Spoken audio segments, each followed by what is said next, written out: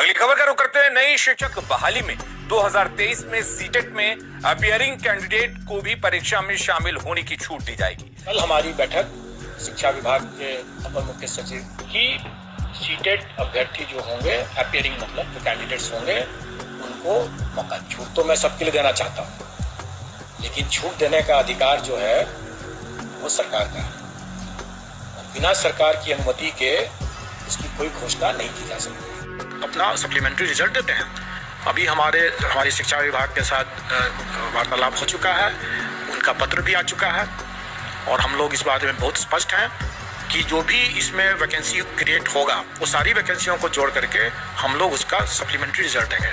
और मैं यहाँ पर इस बात को भी और स्पष्ट कर देना चाहूँगा कि मान लेंगे सप्लीमेंट्री रिजल्ट हम लोग देते हैं 5-6 हज़ार 7 हज़ार जितने लोग निकलता है उतना देते हैं, तो उनका भी इसी प्रक्रिया के तहत डीवी होगा, डॉक्यूमेंट वेरिफिकेशन होगा। और अगर उसमें भी अगर फिर से कोई अगर गलत पाए जाएंगे तो छटेंगे, और छटने के बाद जो मान लीजिए 400-500 फिर से वैकेंसी क्रिएट होगा तो हम फिर से सप्लीमेंट्री निकालेंगे।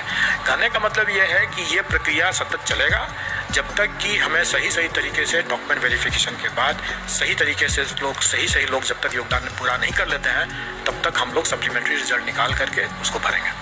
शिक्षक बहाली के नाम पर जो फर्जीवाड़ा खेल हुआ और जो लगातार जारी है, TRE 2 में भी वो कहना चाह रहे हैं कि हम फर्जीवाड़ा नहीं करेंगे, तो फर्जीवाड़ा तो हुआ ना। विभिन्न जिलों से जो खबरें आ रही है जिला शिक्षा पदाधिकारी के स्तर से, चाहे वो औरंगाबाद से लेकर दरभंगा तक लगभग 5-6 जिलों का आ गया डाटा। सरकार स्वयं बताए कि हजारों हजार गलत प्रमाण पत्र के आधार पर नियुक्ति पाने वाले कौन लोग हैं। 10,000 लोग ज्वाइन नहीं किए। हम लोग चाहते हैं कि आप सेकेंड मेरिट लिस्ट जारी कीजिए। 1,20,000 शिक्षकों के नियुक्ति पत्र दिया गया है, जिसमें 78,000 नियोजित शिक्षक और 20,000 से अधिक राज्य के बाहर के अभ्यर्थी हैं। 10 से 15,000 की नई भर्ती हुई है। नियोजित शिक्षकों को नए दिए गए पदों का मूल रिक्तियों में जोड़कर पुनः रिजल्ट की दूसरी सूची निर्गत करने संबंधित विचार विमर्श हेतु मैं कार्य स्थगन प्रस्ताव की सूचना देता हूँ। स्थान ग्रहण किया जाए। 28,000 नियोजित जो शिक्षकों की संख्या है, जिसका डाटा आप उसको हटाया और उसी मूल वेतनमान में जिसमें नौकरी कर रहे हैं उसमें उसको लाइए, और जो मांग है इसी मांग को लेकर हम लगातार धरना प्रदर्शन पर बैठे हुए। सेकंड मेरिट लिस्ट जारी हो।